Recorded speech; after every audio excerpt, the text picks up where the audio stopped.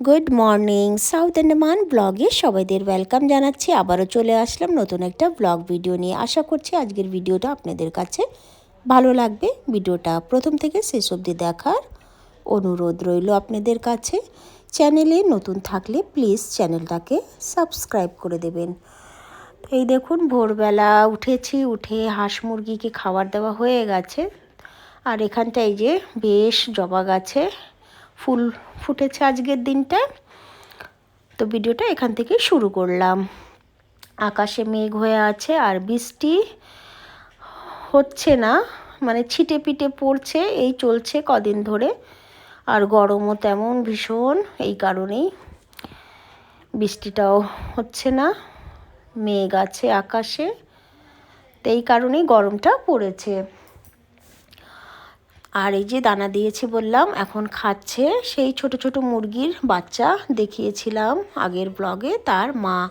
তো এখানে এখনও ডিম পুরোপুরি ফোটেনি, তো সেই বাচ্চাগুলিকে ঘরে বক্সে রেখে রেখেই পালা হচ্ছে। আর এই দেখুন সজনা গাছে সজনা হয়েছিল, তবে খাওয়া হচ্ছে না। কারণ হয়েছে অনেকটা হাইট, পাড়ার কিছু নেই, এই কারণেই গাছ ভর্তি সজনা রয়েছে। তো এখন আর খাওয়া যাবে না, বড় হয়ে গেছে, আর পারতেও পারছি না, এই কারণেই। তারপরে তো সকালবেলার ব্রেকফাস্ট বানাতে হবে। তো এখান থেকে আমি এখন চলে আসলাম কিচেনে। এসে আমি এখানে সুজির উপমা বানাচ্ছি, আর ছেলে এখানে রসুনের চাটনি বানাবে। তো তাই ও রেডি করছে। আমি একপাশে এই যে উপমাটা বসিয়ে দিলাম। এখানে সুজি থেকে সবজি থেকে উপমা বানাচ্ছি, সুজির উপমা। এই দেখুন এই যে, তো এটা এখন একটু নাড়াচাড়া করব আর একটু জল দিয়ে দিয়ে ঢেকে ঢেকে রান্নাটা করছি। তো এখানে একেবারেই লো ফ্লেম করে রান্নাটা করছি।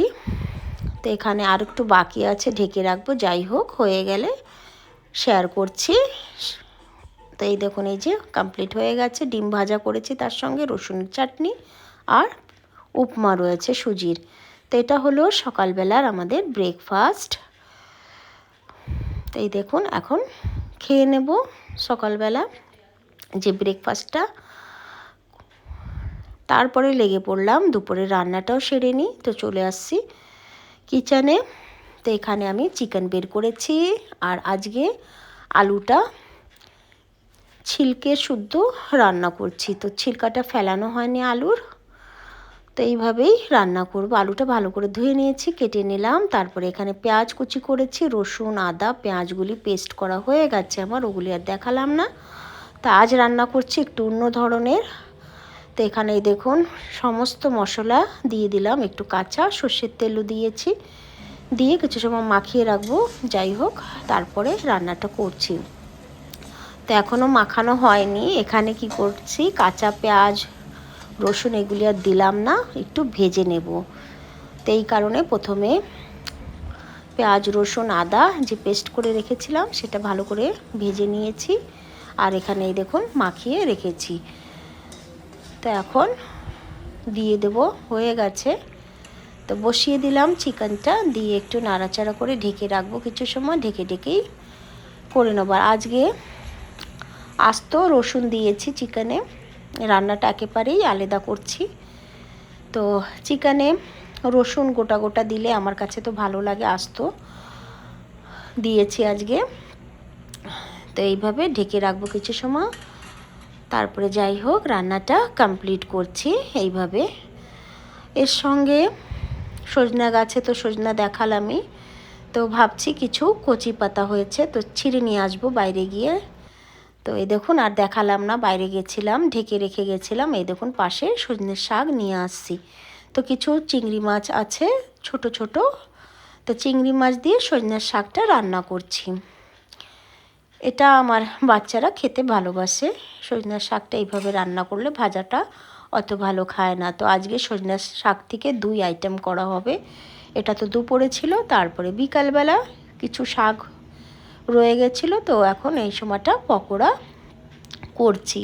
তো এখানে মেখে নিয়েছি সজনের শাক থেকে পেঁয়াজ দিয়ে কাঁচা লঙ্কা দিয়ে, আর একটু বেসন ইউজ করেছি।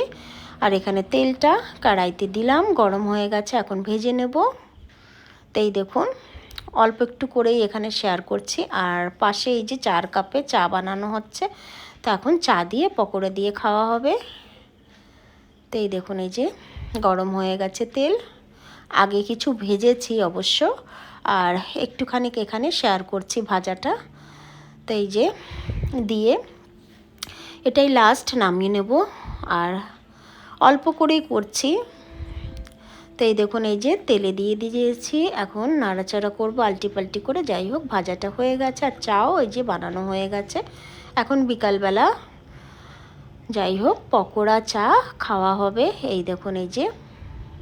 তা আশা করি ভিডিওটা ভালো হয়েছে, ভালো হলে লাইক করবেন, কমেন্টসে জানাবেন কেমন হয়েছে ভিডিওটা।